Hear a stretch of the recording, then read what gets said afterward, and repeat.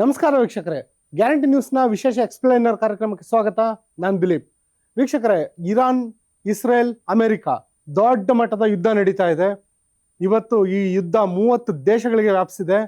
ಆದರೆ ಈ ಎಲ್ಲದಕ್ಕಿಂತ ಇವತ್ತು ದೊಡ್ಡದಾಗಿ ಗಮನ ಸೆಳೀತಿರೋದು ಬರೀ ಯುದ್ಧ ಅಲ್ಲ, ಯುದ್ಧದ ಹಿಂದೆ ಇರೋ ಟೆಕ್ನಾಲಜಿ. ಇರಾನ್ ಮೇಲೆ ಇಸ್ರೇಲ್, ಅಮೆರಿಕ AI ವಾರ್. ಏನದು AI ವಾರ್? AI ನಾವು ಇವತ್ತೆಲ್ಲ ದಿನ ಬೆಳಗಾದ್ರೆ ಕೇಳ್ತಾ ಇದ್ದೀವಿ. ನಮ್ಮ ಮೊಬೈಲ್ಗಳಿಗೂ AI ಬಂದ್ಬಿಟ್ಟಿದೆ, ಸೋಷಿಯಲ್ ಮೀಡಿಯಾಗೆ ಬಂದ್ಬಿಟ್ಟಿದೆ.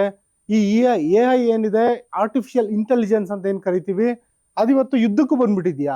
ಏನಾಗ್ತಿದೆ ಹಂಗಾದ್ರೆ? AI ಇಂದ ಯುದ್ಧದ ರೀತಿ ನೀತಿಗಳು ಬದಲಾಗ್ತಿದ್ಯಾ? ಏನೆಲ್ಲ ಆಗ್ತಿದೆ ಅಂತ ಹಂತವಾಗಿ ನೋಡೋಣ ವೀಕ್ಷಕರೇ.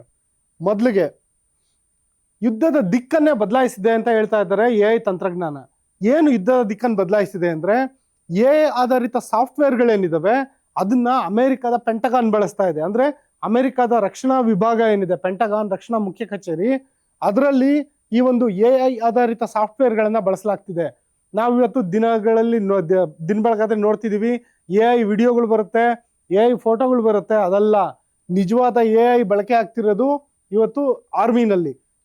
ಪೆಂಟಗಾನ್ ಏನಂತ ಬಳಕೆ ಮಾಡ್ಕೊತಾ ಇದೆ AI ನ? ಟಾರ್ಗೆಟ್ ಸೆಲೆಕ್ಷನ್ ಮತ್ತು ದಾಳಿಯ ಯೋಜನೆಯನ್ನ ರೂಪಿಸ್ತಾ ಇದೆ AI.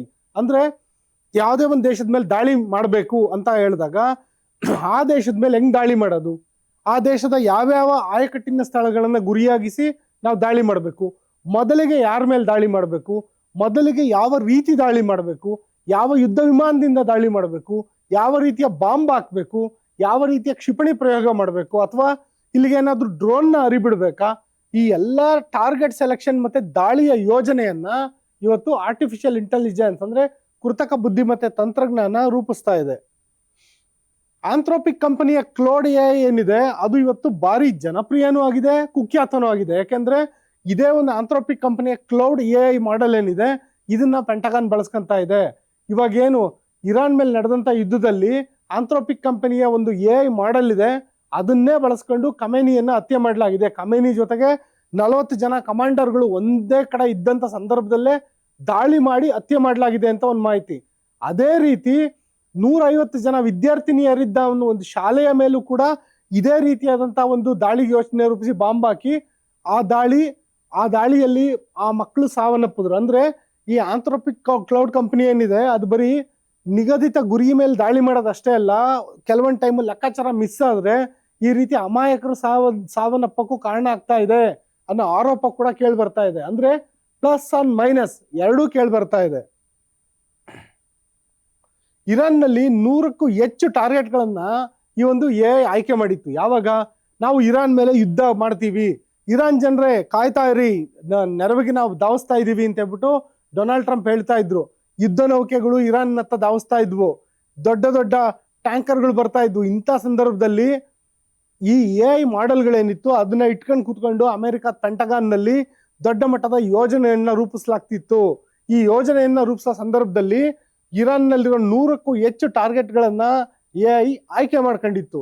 ಜೊತೆಗೆ ಬರೀ ಟಾರ್ಗೆಟ್ ಆಯ್ಕೆ ಮಾಡ್ಬಿಟ್ಟು ನೋಡಪ್ಪ ಇಂಥ ಕಡೆ ಗುಂಡಾರ್ಸು, ಇಂಥ ಕಡೆ ಬಾಂಬ್ ಹಾಕು ಅಂತ ಅಷ್ಟೇ ಹೇಳಲಿಲ್ಲ, ದಾಳಿಗೆ ಯಾವ ರೀತಿ ಮಾಡಬೇಕು ಅನ್ನೋ ಮಾರ್ಗದರ್ಶನನೂ ಮಾಡ್ತು.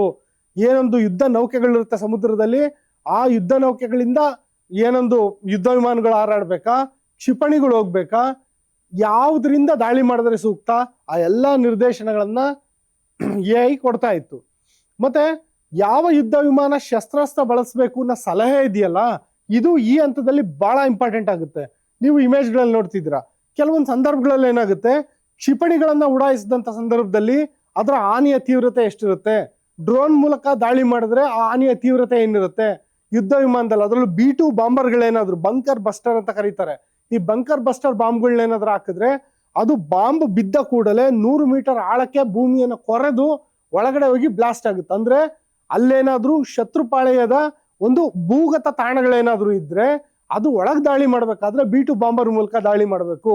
ಈ ತರ ಯಾವ್ಯಾವ ಶಸ್ತ್ರಾಸ್ತ್ರ ಬಳಸಬೇಕು, ಯಾವ ಯುದ್ಧ ವಿಮಾನ ಬಳಸಬೇಕು ಅನ್ನೋ ಸಲಹೆಯನ್ನು ಕೂಡ ಈ ಒಂದು AI ಕೊಟ್ಟಿತ್ತು ಅಂತ ಮಾಹಿತಿ.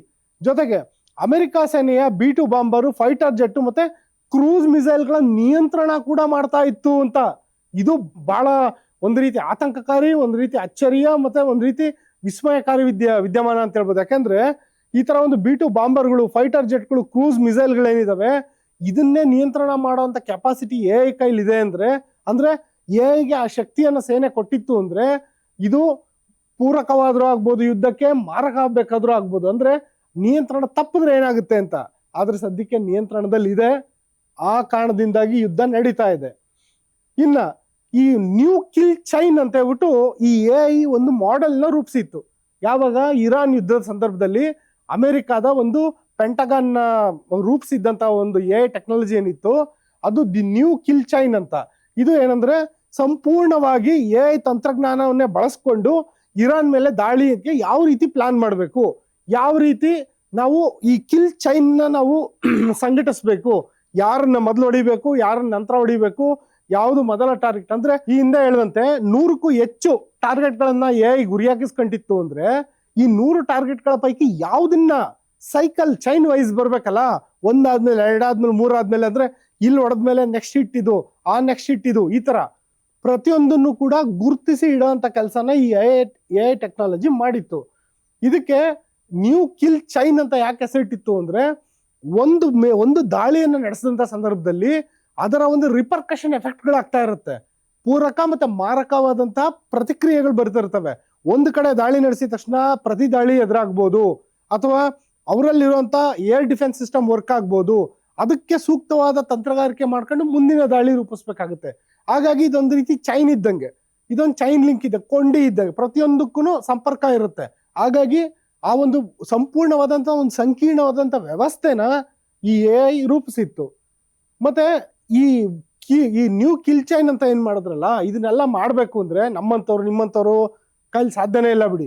ರಕ್ಷಣಾ ತಜ್ಞರೇ ಮಾಡ್ಬೇಕು ಅಂತ ಕುತ್ಕೊಂಡ್ರು ಅವ್ರಿಗೂ ಕೂಡ ದಿನಗಟ್ಟಲೆ ಹಿಡಿಯುತ್ತೆ ಕೆಲಸ ಇದೆ. ಯಾಕೆಂದ್ರೆ ಡಾಟಾ ಅಷ್ಟಿರುತ್ತೆ, ಮಾಹಿತಿ ಅಷ್ಟಿರುತ್ತೆ, ಗ್ರೌಂಡ್ ಇಂಟೆಲಿಜೆನ್ಸ್ ಇರುತ್ತೆ, ಸರ್ವೈಲೆನ್ಸ್ ಕ್ಯಾಮ್ರಾಗಳಿರುತ್ತೆ, ಜೊತೆಗೆ ಫ್ಲೈಟ್ ಡಾಟಾ ರೆಕಾರ್ಡ್ಗಳಿರುತ್ತೆ, ರಾಡಾರ್ದು ಮಾಹಿತಿ ಇರುತ್ತೆ.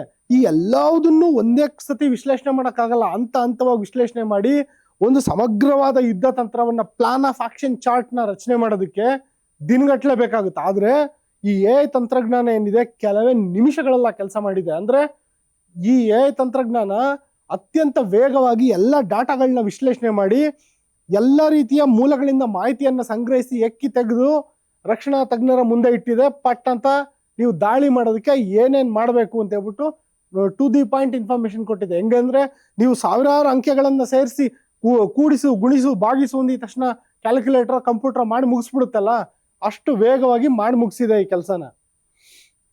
ಜೊತೆ ಈ ಒಂದು ಟಾರ್ಗೆಟ್ ಏನಿದೆ ಅದನ್ನ ಕ್ಷಣಾರ್ಧದಲ್ಲಿ ಗುರುತಿಸೋ ಕೆಲಸ ಆಗ್ಬೇಕು.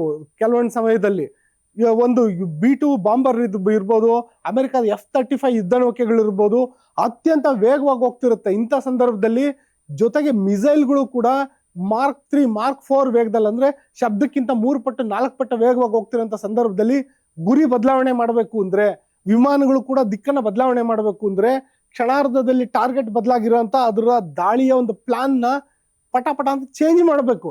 ಆ ಚೇಂಜ್ ಮಾಡೋಂಥ ಕೆಪಾಸಿಟಿ ಕೂಡ ಈ ದಿ ನ್ಯೂ ಕಿಲ್ ಚೈನ್ ಇದೆ. ಜೊತೆಗೆ ಇಷ್ಟೆಲ್ಲ ಹೇಳಿದ್ವಿ ನಾವು, ನೀವೆಲ್ಲ ನೋಡಿದ್ರಿ.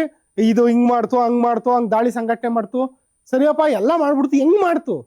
ಹೆಂಗ್ ಮಾಡ್ತು ಈ AIಗೆ ಆ ಇನ್ಫಾರ್ಮೇಶನ್ ನ, ಡಾಟಾನ ಫೀಡ್ ಮಾಡಿದ್ ಯಾರು? ಫೀಡ್ ಹೆಂಗಾಯ್ತು? ಫೀಡ್ ಮಾಡಿದ್ದು ಪೆಂಟಗಾನ್ ನಲ್ಲಿರುವಂತ ರಕ್ಷಣಾ ತಜ್ಞರು. ಏನೇನ್ ಮಾಹಿತಿ ಫೀಡ್ ಮಾಡಿದ್ರು ಅಂತ ನೀವು ಕೇಳೋದಾದ್ರೆ, ಮೊದಲಿಗೆ ಡ್ರೋನ್ ಫುಟೇಜಸ್. ಅಮೆರಿಕಾದ ಏನ್ ಸರ್ವೈಲೆನ್ಸ್ ಡ್ರೋನ್ ಅಂತ ಕರೀತಾರೆ, ಅದು ಇರಾನ್ ಮೇಲೆ ದೊಡ್ಡ ಮಟ್ಟದಲ್ಲಿ ಸುತ್ತಾಟ ನಡೆಸಿತ್ತು. ಇರಾನ್ ನಲ್ಲಿ ಯಾವ್ಯಾವ ಜಾಗದಲ್ಲಿ ಏನೇನಿದೆ ಅನ್ನೋದ್ರ ಒಂದು ಡ್ರೋನ್ ಫುಟೇಜ್ ಮಾಹಿತಿ ಇತ್ತು ಮೊದ್ಲೇನೆ ಆ AI ಒಂದು ಆಲ್ಗಾರಿದಮ್ ಹತ್ರ. Next satellite data. ಏನಂದು ಬರೀ ಡ್ರೋನ್ ಮಾತ್ರ ಅಲ್ಲ, ಬಾಹ್ಯಾಕಾಶದಲ್ಲಿರುವಂತ ಮಿಲಿಟರಿ ಸ್ಯಾಟಲೈಟ್ಗಳೇನಿದಾವೆ ಅವು ಕೂಡ ಇರಾನ್ ನ ಫೋಕಸ್ಡ್ ಆಗಿ ಒಂದಷ್ಟು ಮಾಹಿತಿಗಳನ್ನ ಕಲೆ ಹಾಕಿದ್ವು. ಆ ಡಾಟಾ ಕೂಡ ಈ AI ಬಳಿ ಇತ್ತು. ಜೊತೆಗೆ ಸೋಷಿಯಲ್ ಮೀಡಿಯಾ ಅನಾಲಿಸಿಸ್, ಇದು ವೆರಿ ಇಂಪಾರ್ಟೆಂಟ್. ಇರಾನ್ ನಲ್ಲಿ ಪ್ರತಿಭಟನೆ ನಡೀತಾ ಇದೆ, ದೊಡ್ಡ ಮಟ್ಟದಲ್ಲಿ ಹೋರಾಟ ನಡೀತಾ ಇದೆ. ಜೊತೆಗೆ ಜನ ಸೋಷಿಯಲ್ ಮೀಡಿಯಾ ಏನ್ ಬಳಕೆ ಮಾಡ್ತಾರೆ, ಆ ಸೋಷಿಯಲ್ ಮೀಡಿಯಾದಲ್ಲೂ ಎಷ್ಟೊಂದು ಫುಟೇಜಸ್ ಬರುತ್ತೆ, ಎಷ್ಟೊಂದು ಇನ್ಫಾರ್ಮೇಶನ್ ಬರುತ್ತೆ. ಆ ಎಲ್ಲಾ ಡಾಟಾಗಳು ಕೂಡ ಈ AI ಬಳಿ ಸಿಗಂಗೆ ಮಾಡಲಾಗಿತ್ತು. ಎಲ್ಲಾ ಡಾಟಾಗಳನ್ನ AI ಅನಾಲಿಸಿಸ್ ಮಾಡ್ತಿತ್ತು. ಅಂದ್ರೆ ನಿಮ್ಗೆ ಬಾಹ್ಯಾಕಾಶದಿಂದ ಕಾಣೋದೊಂದು, ಡ್ರೋನ್ ಫುಟೇಜ್ ಇಂದ ಕಾಣೋದೊಂದು, ಜೊತೆಗೆ ನೆಲಮಟ್ಟದಲ್ಲಿ ಜನ ಸಂಗ್ರಹಿಸ್ತಿರುವಂತ ಮಾಹಿತಿ. ಅಂದ್ರೆ ಪಾಪ ಜನ ಇರಾನ್ ನಲ್ಲಿ ಬಂದು ನಮ್ಮೇಲೆ ದಾಳಿ ಮಾಡ್ಲಿ ಅಂತಲ್ಲ, ನಾವೇ ಒಂದು ಯಾವುದೋ ಒಂದು ನಮ್ಮ ಮನೆ ಇರೋ ಏರಿಯಾದಲ್ಲೋ ನಮ್ಮ ಆಫೀಸ್ ಇರೋ ಏರಿಯಾದಲ್ಲೋ ಯಾವುದೋ ಒಂದು ವಿಡಿಯೋ ಮಾಡ್ತೀವಿ. ಆ ವಿಡಿಯೋ ನಮ್ಮ ಹತ್ರ ಮಾತ್ರ ಇದೆ, ನಮ್ಮ ಫಾಲೋವರ್ಸು ನಮ್ಮ ಫ್ರೆಂಡ್ಸ್ ಮಾತ್ರ ನೋಡ್ತಾರೆ ಅಂತ ಅನ್ಕೊಂಡ್ರೆ ತಪ್ಪು. ಏನಾದರೂ ಬೇಕಿದ್ರೆ ಈ ಒಂದು ಸೋಷಿಯಲ್ ಮೀಡಿಯಾ ಡಾಟಾನ ಸೇನೆ ಕೂಡ ಸಂಗ್ರಹ ಮಾಡ್ಬೋದು, ಅದು ಕೂಡ ಹ್ಯಾಕ್ ಮಾಡಿ ಆ ಮಾಹಿತಿಗಳನ್ನ ಪರಿಶೀಲನೆ ಮಾಡ್ಬೋದು. ಅಂದ್ರೆ ನೀವು ನಿಮ್ಮ ಮನೆ ಏರಿಯಾವನ್ನ ಬಾಹ್ಯಾಕಾಶದಿಂದ ನೋಡಿ, ಜೊತೆಯಲ್ಲೇ ಒಂದು ಡ್ರೋನ್ ಮೂಲಕನೂ ನೋಡಿ, ಆ ನಂತರ ನಿಮ್ಮ ಮನೆ ರೋಡ್ ಹತ್ರನೇ ನಿಂತ್ಕೊಂಡು ನೀವು ಮೊಬೈಲಲ್ಲಿ ಒಂದು ವಿಡಿಯೋ ಮಾಡಿ. ಆ 3 ವಿಡಿಯೋ ನಿಮಗೆ ಸಿಗಕ್ಕೆ ಸಾಧ್ಯ ಇಲ್ಲ, ನಿಮ್ಮ ಕೈಲಿರೋ ಮೊಬೈಲಲ್ಲಿರೋ ವಿಡಿಯೋ ಮಾತ್ರ ನಿಮಗೆ ಸಿಗುತ್ತೆ. ಆದ್ರೆ ಸೇನೆ ಬಳಿ ನಿಮ್ಮ ಮನೆ ಮೇಲಿರುವಂತ ಡ್ರೋನ್ ವಿಡಿಯೋನು ಸಿಕ್ಕಿರುತ್ತೆ. ಅದಕ್ಕಿಂತ ಮೇಲೆ ಬಾಹ್ಯಾಕಾಶದಲ್ಲಿ ಹಾರಾಡ್ತಿರೋಂಥ ಒಂದು ಸ್ಯಾಟಲೈಟ್ ಏನಿದೆ ಅದು ನಿಮ್ಮ ಮನೆಯ ಲೊಕೇಶನ್ನ ಏನೊಂದು ಗ್ರಾಸ್ಪ್ ಮಾಡಿರುತ್ತಲ್ಲ ಆ ಮಾಹಿತಿ ಕೂಡ ಸೇನೆ ಬಳಿ ಇರುತ್ತೆ. ಅಂದ್ರೆ ನಮಗ್ ಕಾಣೋದು ಒಂದು ಆಂಗಲ್ಲು, ಸೇನೆ ಕಾಣೋದು 3 ಆಂಗಲ್ಲು. ಆ ಎಲ್ಲ ಆಂಗಲ್ನ ಮಾಹಿತಿ ಏನಿದೆ ಅದೆಲ್ಲದನ್ನು ಎಐಗೆ ಫೀಡ್ ಮಾಡಿದ್ರು. ಅಂದ್ರೆ ನಾವು ಬರೀ ಉದಾಹರಣೆ ಕೊಟ್ಟಿದ್ದು ಒಂದು ಮನೆದು, ಆದ್ರೆ ಇಡೀ ಇರಾನ್ನ ಒಂದು ಮನೆ ಅನ್ಕೊಳ್ಳಿ, ಎಷ್ಟು ಮಾಹಿತಿ ಇರ್ಬೋದು, ಎಷ್ಟು ವಿಡಿಯೋ ಇರ್ಬೋದು, ಎಷ್ಟು ಇನ್ಫಾರ್ಮೇಶನ್ ಇರ್ಬೋದು, ಅವೆಲ್ಲದನ್ನು ಪ್ರೊಸೆಸ್ ಮಾಡಲಾಗಿತ್ತು. ಜೊತೆಗೆ ಎಐ ನಿರ್ದೇಶಿತ ದಾಳಿ ಅಂತ ಹೇಳ್ಬಿಟ್ಟು ಘೋಷಣೆ ಬೇರೆ ಮಾಡಿದೆ ಪೆಂಟಗಾನ್. ಅಂದ್ರೆ ಇಷ್ಟೆಲ್ಲ ಮಾಹಿತಿನ ಇಟ್ಕೊಂಡು ಎಐ ನಿರ್ದೇಶಿತವಾಗಿ ನಾವು ದಾಳಿ ಮಾಡಿದೀವಿ ಅಂತ ಹೇಳ್ಬಿಟ್ಟು ಖುದ್ದಾಗಿ ಪೆಂಟಗಾನ್ ಹೇಳ್ತಿದೆ. ಇದು ವಿಶ್ವದಲ್ಲೇ ಮೊದಲ ದಾಳಿ ಇರ್ಬೋದು ಎಐ ನಿರ್ದೇಶಿತವಾಗಿ ನಡೆದಿರುವಂತ ದಾಳಿ ಅಂತ. ನಿಜಕ್ಕೂ ಹೇಳ್ಬೇಕು ಅಂದ್ರೆ ಯುದ್ಧ ರಂಗಕ್ಕೆ ಎಐ ಅಧಿಕೃತವಾಗಿ ಪ್ರವೇಶ ಪಡೆದಿದೆ ಅನ್ನೋದಕ್ಕೆ ಇದು ಬೆಸ್ಟ್ ಎಕ್ಸಾಂಪಲ್. ಮತ್ತೆ ಇನ್ನೊಂದು ಎಐಗೆ ಮಾಹಿತಿ ಹೆಂಗ್ ಸಿಗುತ್ತೆ ಅನ್ನೋದಾದ್ರೆ ನೀವು ನೋಡಿದ್ರಿ ಡ್ರೋನ್ ಫುಟೇಜು, ಸ್ಯಾಟಲೈಟ್ ಡಾಟಾ ಮತ್ತೆ ಸೋಷಿಯಲ್ ಮೀಡಿಯಾ ಅನಾಲಿಸಿಸ್ ಮಾಡುತ್ತೆ ಅಂತ. ಆ ನಂತರ ಇನ್ನೊಂದು ಅಚ್ಚರಿಯ ಅಂಶ ಏನಂದ್ರೆ ಇರಾನ್ನಲ್ಲಿ ಟ್ರಾಫಿಕ್ ಕ್ಯಾಮ್ರಾಗಳ ಪರಾಮರ್ಶೆನೂ ಮಾಡಿತ್ತಂತೆ ಈ ಒಂದು ಎಐ ಕ್ಯಾಮ್ರಾ. ಅಂದ್ರೆ ಎಐ ಒಂದು ಕ್ಯಾಮ್ರಾಗಳಿರುತ್ತಲ್ಲ ಆ ಕ್ಯಾಮ್ರಾಗಳನ್ನ ಹ್ಯಾಕ್ ಮಾಡಿ ಅದರಲ್ಲಿರುವಂತ ವಿಡಿಯೋ ಫುಟೇಜ್ಗಳನ್ನ ಪರಾಮರ್ಶೆ ಮಾಡಿ ನಾಯಕರ ಓಡಾಟ ಮತ್ತೆ ಪ್ರಮುಖರ ಒಂದು ಚಲನವಲನಗಳ ಮೇಲೆ ನಿಗಾ ಇಟ್ಟಿತ್ತಂತೆ. ನಿಮ್ಗೊಂದು ಎಕ್ಸಾಂಪಲ್ ಹೇಳ್ತೀನಿ. 1 ತಿಂಗಳ ಹಿಂದೆ ಒಂದು ಸುದ್ದಿ ಹರಿದಾಡಿತ್ತು, ಅದು ನಿಜ ಕೂಡ. ಏನಂದ್ರೆ CM ಸಿದ್ದರಾಮಯ್ಯ ಅವರು ಸೀಟ್ ಬೆಲ್ಟ್ ಹಾಕೊಂಡಿರ್ಲಿಲ್ಲ, ಹಂಗಾಗಿ ಅವ್ರಿಗೆ ಟ್ರಾಫಿಕ್ ಫೈನ್ ಹಾಕಿದ್ದಾರೆ ಅಂತ. ಅದ್ರ ರಿಲೇಟೆಡ್ ಒಂದು ಫೋಟೋ ಕೂಡ ಸೋಷಿಯಲ್ ಮೀಡಿಯಾದಲ್ಲಿ ವೈರಲ್ ಆಗಿತ್ತು, ಮೀಡಿಯಾಗಳಲ್ಲೂ ಬಂತು. ಏನಂದ್ರೆ CM ಸಿದ್ದರಾಮಯ್ಯ ಅವರು ಕಾರಿನ ಡ್ರೈವರ್ ಪಕ್ಕ ಸೀಟಲ್ಲಿ ಕುತ್ಕೊಂಡಿದ್ರು, ಮಾಮೂಲಿ ಅವರು ಪಂಚೆ ಜುಬ್ಬಾ ತರ ಹಾಕೊಂಡಿದ್ರು, ಅವರು ಸೀಟ್ ಬೆಲ್ಟ್ ಹಾಕೊಂಡಿರ್ಲಿಲ್ಲ. ಅದು ತುಂಬಾ ಕ್ಲಿಯರ್ ಆಗಿ ಕಾಣಿಸ್ತಿತ್ತು. ಈ ಎಕ್ಸಾಂಪಲ್ ಯಾಕೆ ಹೇಳ್ತಿದ್ದೀನಿ ಅಂದ್ರೆ ಟ್ರಾಫಿಕ್ ಕ್ಯಾಮ್ರಾನ ಹ್ಯಾಕ್ ಮಾಡಿದಂಥ ಸಂದರ್ಭದಲ್ಲಿ, ಅದು ಇಸ್ರೇಲ್ನ ಮೊಸಾದ್ ಹ್ಯಾಕ್ ಮಾಡಿತ್ತೋ ಅಥವಾ ಅಮೆರಿಕ CIA ಹ್ಯಾಕ್ ಮಾಡಿತ್ತೋ ಗೊತ್ತಿಲ್ಲ, ಅವರು ಟ್ರಾಫಿಕ್ ಕ್ಯಾಮ್ರಾಗಳನ್ನ ಹ್ಯಾಕ್ ಮಾಡಿ ಯಾವ ನಾಯಕರು ಎಲ್ಲಿಂದ ಎಲ್ಲಿಗೆ ಹೋದ್ರು, ಎಷ್ಟೊತ್ತಿಂದ ಎಷ್ಟೊತ್ತರೆಗೂ ಹೋದ್ರು ಎಲ್ಲ ಮಾಹಿತಿಯನ್ನ ವಿಡಿಯೋ ಸಮೇತ ಕಲೆ ಹಾಕಿ ಅದನ್ನ ಎಐಗೆ ಫೀಡ್ ಮಾಡಿದ್ರು.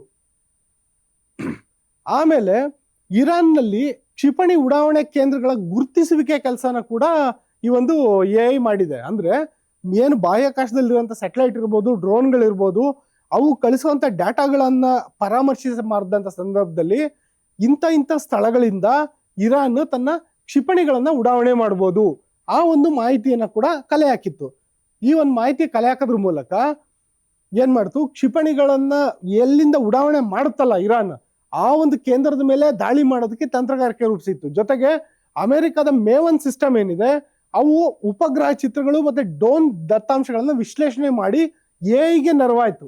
ಅಂದ್ರೆ ಏನೊಂದು ಈ ಕಿಲ್ ಚೈನ್ ಇದೆಯಲ್ಲ, ಆ ಕಿಲ್ ಚೈನ್ಗೆ ಸಪೋರ್ಟಿವ್ ಆಗಿ ಈ ಒಂದು ಮೇವಮ್ ಸಿಸ್ಟಮ್ ಅಂತ ಹೇಳ್ಬಿಟ್ಟು ಈ ಒಂದು ಸಿಸ್ಟಮ್ ಎಐಗೆ ಈ ಒಂದು ಉಪಗ್ರಹ ಚಿತ್ರಗಳ ಮತ್ತೆ ಡ್ರೋನ್ ದತ್ತಾಂಶಗಳನ್ನ ವಿಶ್ಲೇಷಣೆ ಮಾಡಿ, ಡಾಟಾನ ವಿಶ್ಲೇಷಣೆ ಮಾಡಿ, ನೋಡಪ್ಪ ಹಿಂಗಿದೆ ಅಂತ ಹೇಳ್ಬಿಟ್ಟು ಅದಕ್ಕೆ ಫೀಡ್ ಮಾಡ್ತು ಮಾಹಿತಿನ. ಜೊತೆಗೆ ಇಲ್ಲಿ ಇಸ್ರೇಲ್ನ ಪಾತ್ರನೂ ಇದೆ.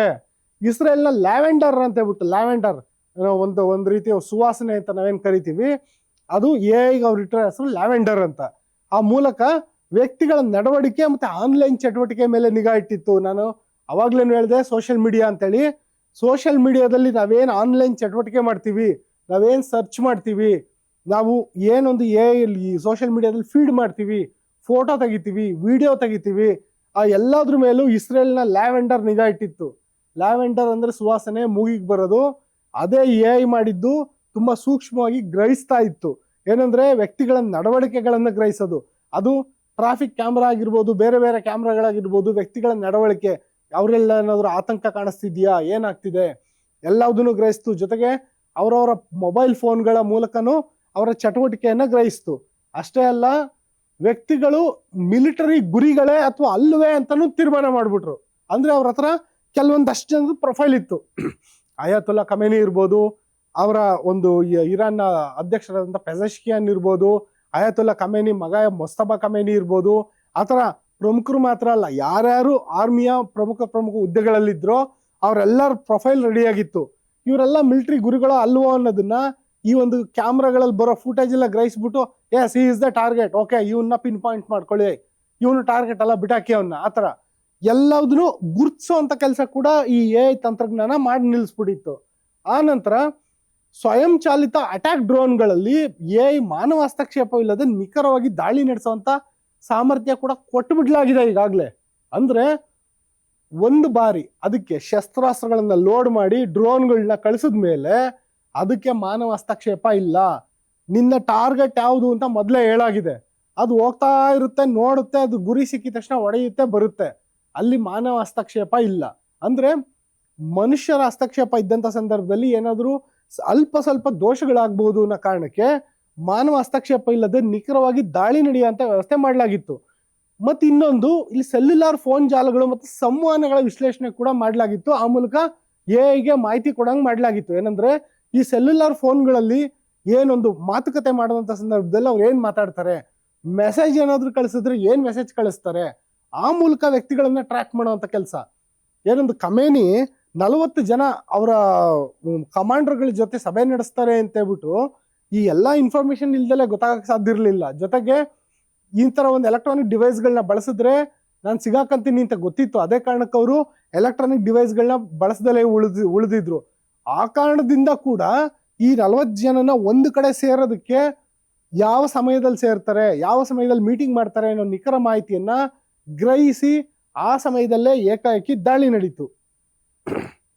ಜೊತೆಗೆ ಅಮೆರಿಕ ಸೇನೆಯಲ್ಲಿ ಕ್ಲೋಡ್ AI ಮಾದರಿಯ ಒಂದು ಯುದ್ಧ ತಂತ್ರ ಮತ್ತೆ ಸಿಮ್ಯುಲೇಷನ್ ಕೂಡ ಮಾಡ್ಲಾಗಿತ್ತಂತೆ ಆಲ್ರೆಡಿ. ಅಂದ್ರೆ ಯುದ್ಧ ಶುರುವಾಗಕ್ಕೆ ಮೊದಲೇ ಟ್ರಂಪ್ ಹೇಳ್ತಾ ಇದ್ರು help is on the way, help is on the way ಅಂತ. ಆ ಟೈಮಲ್ಲಿ ಸೇನೆಯವರು ನಾವು ರೆಡಿ ಇದೀವಿ ಅಂತ ಕೈ ಕಟ್ಟಂಗೆ ಕೂತಿರ್ಲಿಲ್ಲ, ಸಿಮ್ಯುಲೇಷನ್ ರೆಡಿ ಮಾಡ್ತಿದ್ರು. ಏನ್ ಸಿಮ್ಯುಲೇಷನ್ ಅಂದ್ರೆ, ಯಾವ್ದಾದ್ರು ಒಬ್ಬ ವ್ಯಕ್ತಿ ಪೈಲಟ್ ಆಗ್ಬೇಕು ಅಂತ ಹೊರಟಾಗ ಮೊದಲು ಆತನಿಗೆ ಸಿಮ್ಯುಲೇಟರ್ ಅಲ್ಲಿ ಒಂದು ತರಬೇತಿ ಕೊಡ್ತಾರೆ. ಅಂದ್ರೆ ಅದೊಂದು ಸಣ್ಣ ಕೊಠಡಿ, ಒಂದು ರೂಮ್ ಅಲ್ಲಿ ಒಂದು ವಿಮಾನವನ್ನ ಚಾಲನೆ ಮಾಡ್ತಿರೋ ರೀತಿನಲ್ಲೇನೆ ಆತನಿಗೆ ಅನುಭವ ಆಗ್ತಿರುತ್ತೆ. ಲ್ಯಾಂಡಿಂಗು ಟೇಕ್ ಆಫು, ಆ ನಂತರ ಆತನಿಗೆ ವಿಮಾನವನ್ನ ಎತ್ತರಕ್ಕೆ ಏರಿಸೋದು, ಡೌನ್ ಇಳಿಸೋದು, ಟರ್ಬುಲೆನ್ಸ್ ಟೈಮಲ್ಲಿ ಏನ್ ಮಾಡಬೇಕು, ಅವೆಲ್ಲದನ್ನು ಕೂಡ ಒಂದು ರೂಮ್ ಅಲ್ಲೇನೆ ಆತನಿಗೆ ಒಂದು ಕೃತಕವಾಗಿ ಒಂದು ವ್ಯವಸ್ಥೆಯನ್ನ ಕಲ್ಪಿಸಿ ಆತ ಏನೋ ತನ್ನ ವಿಮಾನನೇ ಹಾರಿಸ್ತಿದ್ದೀನೇನೋ ಅನ್ನೋ ರೀತಿ ಅವನಿಗೆ ತರಬೇತಿನ ಕೊಡ್ತಾರೆ. ಅದು ಸಿಮ್ಯುಲೇಷನ್. ಅದೇ ರೀತಿಯ ಸಿಮ್ಯುಲೇಷನ್ ಅವರು ಯುದ್ಧ ಆರಂಭಕ್ಕೂ ಮೊದಲೇ ಆ ಸಿಮ್ಯುಲೇಷನ್ಗಳನ್ನ ರೆಡಿ ಮಾಡಿಬಿಟ್ಟಿದ್ರು. ಅದು AI ತಂತ್ರಜ್ಞಾನ ಬಳಸಿ ಆ ಸಿಮ್ಯುಲೇಷನ್ ಪ್ರಕಾರನೇ ಪ್ರಾಕ್ಟೀಸ್ ಕೂಡ ಮಾಡಿ ಮುಗಿಸ್ಬಿಟ್ಟಿದ್ರು. ಮೊನ್ನೆ ಏನಾಗಿದ್ದು ಅಂದ್ರೆ ಫೆಬ್ರವರಿ 28ಕ್ಕೆ ಈ ಒಂದು ಪ್ರಾಕ್ಟೀಸ್ನ ಒಂದು ಇಂಪ್ಲಿಮೆಂಟೇಷನ್ ಆಯ್ತು ಅಷ್ಟೇ, ಅಂದ್ರೆ ಕಾರ್ಯರೂಪಕ್ಕೆ ತಂದ್ರು ಅಷ್ಟೇ. ಆದ್ರೆ ಈ ಕಾರ್ಯತಂತ್ರ ಎಲ್ಲ ಮೊದಲೇ ರೆಡಿ ಆಗಿತ್ತು. ಇನ್ನು ಇವೆಲ್ಲಾನು ಈ ಮಿಷನ್ ಪ್ಲಾನಿಂಗ್ ಏನಿದೆ ಇವೆಲ್ಲ ವಾರಗಟ್ಟಲೆ ಸಮಯ ತಗೊಂತಿರುತ್ತೆ. ಮತ್ತೆ ಮಿಷನ್ ಪ್ಲಾನಿಂಗು ಈ ಕೆಲವೇ ನಿಮಿಷಗಳಲ್ಲಾಗೋ ಕೆಲಸ ಮೊದಲು ಆಗಿರ್ಲಿಲ್ಲ, ಆದ್ರೆ ಈಗ ಆಗುತ್ತೆ. ಫಾರ್ ಎಕ್ಸಾಂಪಲ್ ಹೇಳ್ಬೇಕು ಅಂದ್ರೆ 1970ರ ಯುದ್ಧದಲ್ಲಿ ಇಂದಿರಾ ಗಾಂಧಿ ಅವರು ಹೇಳ್ತಾರೆ, ಏನೊಂದು ಇವತ್ತಿನ ಬಾಂಗ್ಲಾದೇಶ ಇದೆ, ಪೂರ್ವ ಪಾಕಿಸ್ತಾನ, ಆ ಪೂರ್ವ ಪಾಕಿಸ್ತಾನದಲ್ಲಿ ಪಶ್ಚಿಮ ಪಾಕಿಸ್ತಾನದ ಒಂದು ಸೈನಿಕರು ಏನಿದ್ದಾರೆ ಅವರು ಭಾರಿ ದಾಂಧಲೆ ಮಾಡ್ತಿದ್ದಾರೆ, ಅಲ್ಲಿನ ಜನಕ್ಕೆ ಶೋಷಣೆ ಮಾಡ್ತಿದ್ದಾರೆ, ನಾವು ಯುದ್ಧಕ್ಕೆ ಹೋಗ್ಬೇಕು ಅಂತ ಹೇಳಿದಾಗ ಆಗಿನ ಒಂದು ಸೇನಾಧಿಕಾರಿಗಳು ಸಾಕಷ್ಟು ಸಮಯ ತಗೊಂಡ್ರು, 5-6 ತಿಂಗಳು ಸಮಯ ತಗೊಂಡ್ರು. ಇಲ್ಲ ಈಗ ಮಳೆಗಾಲ ಬಂದ್ಬಿಡುತ್ತೆ, ಈ ಟೈಮಲ್ಲಿ ಬೇಡ ಅಂತ, ಜೊತೆ ಹವಾಮಾನದ ಕಾರಣ, ಜೊತೆಗೆ ಯುದ್ಧ ತಯಾರಿ ಕಾರಣ ಎಲ್ಲದನ್ನು ಕೊಟ್ಟು, ಜೊತೆ ಪ್ಲಾನಿಂಗ್ ಬೇಕಲ್ಲ, ಅಲ್ಲಿನ ಲ್ಯಾಂಡ್ಸ್ಕೇಪ್ ಎಂಥದ್ದು ಎಲ್ಲದನ್ನು ಅರ್ಥ ಮಾಡ್ಕೊಳ್ಬೇಕು. ಆ ಎಲ್ಲದಕ್ಕೂ ಸಮಯ ತಗೊಂಡು ಲಾಜಿಸ್ಟಿಕ್ಸ್ಗಳನ್ನ ಮೂವ್ ಮಾಡಿ ಒಂದು ಯುದ್ಧಕ್ಕೆ 5-6 ತಿಂಗಳು ಕಾಲ ತಗೊಂಡ್ರು. ಆದ್ರೆ ಇವತ್ತಿನ ದಿನಗಳಲ್ಲಿ ವಾರಗಟ್ಟಲೆ ಬೇಕಾಗಿಲ್ಲ ಸಮಯ, ಕೆಲವೇ ನಿಮಿಷಗಳಲ್ಲಿ ಯುದ್ಧದ ಪ್ಲಾನಿಂಗ್ ರೆಡಿ ಆಗುತ್ತೆ. Only because of AI. ಈ AI ಟೆಕ್ನಾಲಜಿ ಮೂಲಕ ಕೆಲವೇ ನಿಮಿಷಗಳಲ್ಲಿ ಪ್ಲಾನಿಂಗ್ ರೆಡಿ ಆಗುತ್ತೆ. ಈ ಎಲ್ಲ ಆದ್ಮೇಲೆ ಒಂದು ಇಲ್ಲಿ ಪ್ರಮುಖವಾದ ವಿಚಾರ ಏನಂದ್ರೆ, ಇಸ್ರೇಲ್ ಏನಿದೆ ಅದು ಬಿನಾ ಅನ್ನೋ AI ವಿಭಾಗನೇ ಸ್ಥಾಪನೆ ಮಾಡ್ಬಿಟ್ಟಿದೆ. ಇವಾಗ ಭಾರತೀಯ ಸೇನೆಯಲ್ಲೂ ಇರ್ಬೋದು AI ವಿಭಾಗ, ಆದ್ರೆ ಇಸ್ರೇಲ್ ಸೇನೆಯಲ್ಲಿ ಅಧಿಕೃತವಾಗಿ ಘೋಷಣೆ ಮಾಡಿದ್ದಾರೆ ಬಿನಾ ಅಂತ ಹೇಳ್ಬಿಟ್ಟು ವಿಭಾಗ. ಈ ವಿಭಾಗದ ಉದ್ದೇಶ ಏನು ಅಂದ್ರೆ, AI ತಂತ್ರಜ್ಞಾನವನ್ನು ಬಳಸ್ಕೊಂಡು ಒಬ್ಬ ಸೈನಿಕ 100 ಜನ ಸೈನಿಕರಂತೆ ಕೆಲಸ ಮಾಡಬೇಕು, ಅದು ಮೊದಲ ಗುರಿ. ಎರಡನೇದು ಒಂದು ಯುದ್ಧ ಟ್ಯಾಂಕ್ ಅದು 100 ಯುದ್ಧ ಟ್ಯಾಂಕ್ಗಳ ರೀತಿಯಲ್ಲಿ ಕಾರ್ಯನಿರ್ವಹಿಸಬೇಕು ಅಂತ. ಅಂದ್ರೆ ತನ್ನ ಒಂದು ಸೈನ್ಯದ ಶಕ್ತಿಯ ಎನ್ಹಾನ್ಸ್ ಮಾಡ್ಕೊಳೋದ್ರಲ್ಲಿ, ಸೈನ್ಯದ ಶಕ್ತಿಯ ಬಲವರ್ಧನೆ ಮಾಡ್ಕೊಳೋದ್ರಲ್ಲಿ, ತನ್ನ ಅಸಲಿ ಶಕ್ತಿಗಿಂತನೂ ಹೆಚ್ಚಿನ ಪ್ರಮಾಣದಲ್ಲಿ ಕಾರ್ಯನಿರ್ವಹಿಸಂಗೆ ಮಾಡೋ ವಿಚಾರದಲ್ಲಿ AI ಟೆಕ್ನಾಲಜಿ ಇವತ್ತು ಎಲ್ಲ ರಂಗದಲ್ಲೂ ಇವತ್ತು ಯುದ್ಧಕ್ಕೆ ಒಂದು ಉಪಯೋಗ ಆಗ್ತಾ ಇದೆ. ನೋಡಿ, AI ಟೆಕ್ನಾಲಜಿ ಅನ್ನೋದು ಅಭಿವೃದ್ಧಿಗೆ ಬಳಕೆ ಆಗ್ಬೇಕು, ವೈದ್ಯಕೀಯ ರಂಗದ ಅಭಿವೃದ್ಧಿಗೆ ಬಳಕೆ ಆಗ್ಬೇಕು, ರೋಗ ಪತ್ತೆಗೆ ಬಳಕೆ ಆಗ್ಬೇಕು, ಜೊತೆಗೆ ಸಮಾಜ ಕಲ್ಯಾಣಕ್ಕೆ ಬಳಕೆ ಆಗ್ಬೇಕು ಅಂತ ನಮ್ಮೆಲ್ಲರ ಆಶಯ. ಜೊತೆಗೆ ಅದು ಯುದ್ಧಕ್ಕೂ ಬಳಕೆ ಆಗ್ತಾ ಇದೆ. ಹಾಗೆ ನೋಡಿದ್ರೆ ಯಾವುದೇ ಟೆಕ್ನಾಲಜಿ ಮೊದಲನೇ ಮಹಾಯುದ್ಧದಿಂದ ಹಿಡಿದು ಇವತ್ತಿನವರೆಗೂ ಯಾವುದೇ ಟೆಕ್ನಾಲಜಿ ಮೊದಲು ಇಂಪ್ಲಿಮೆಂಟ್ ಆಗೋದೇ ಸೈನ್ಯದಲ್ಲಿ. ಆ ರೀತಿಯಾದಂಥ ಸನ್ನಿವೇಶದಲ್ಲಿ AI ಕೂಡ ಅದಕ್ಕೆ ಹೊರತಾಗಿಲ್ಲ, ಸೈನ್ಯದಲ್ಲೇ ಇಂಪ್ಲಿಮೆಂಟ್ ಆಗಿದೆ. ಆಗ್ಲಿ, ನೋ ಪ್ರಾಬ್ಲಮ್. ಅದು ಸಮಾಜೋದ್ಧಾರಕ್ಕೂ ಬಳಕೆ ಆಗಲಿ. ಜೊತೆಗೆ ಈ ಒಂದು ಯುದ್ಧ ಏನಿದೆ ಅದು ಆದಷ್ಟು ಬೇಗ ನಿಲ್ಲಲಿ ಅನ್ನೋದಷ್ಟೇ ನಮ್ಮ ಆಶಯ. Thank you.